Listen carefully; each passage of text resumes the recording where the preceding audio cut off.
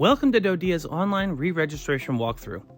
This brief tutorial will outline the initial steps necessary to re-register your child for the upcoming school year. To access the student re-registration widget, parents must log into the family portal at the address on your screen, part of the DoDEA Student Information System, or DSIS. It is recommended that you access the family portal from a desktop or laptop computer for a more user-friendly experience. Once at the login screen, you must enter your login ID and password and then click Log On to access your family portal homepage. To re-register a student, locate the Student Re-registration widget on the left-hand side of the portal homepage and click the Initiate button. After clicking the Initiate button, a list of your students currently enrolled in a DoDEA school will pop up. Select the student that you wish to re-register by clicking the circle next to the student's name. Then click OK to enter the re-registration workflow for that student.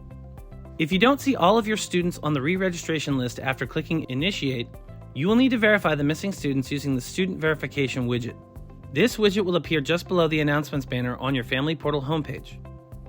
In order to verify a student, enter the student's first name and date of birth and click Submit.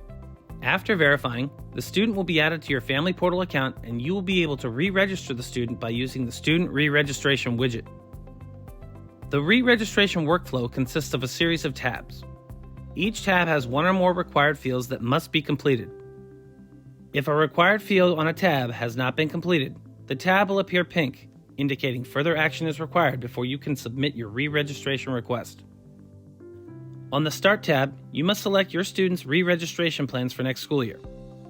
In the drop-down box at the bottom of the screen, you will either choose Option 1, which indicates that the student will be withdrawing, or Option 2, indicating the student will be re-enrolling for the upcoming school year. If you need to pause at any time while working on the re-registration submission, you can click Save and Close and resume later.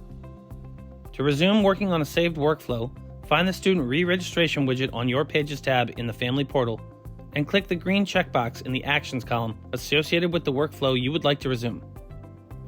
Once you have completed each tab as necessary and have provided all required information, you will be able to submit your re-registration request on the Submit tab.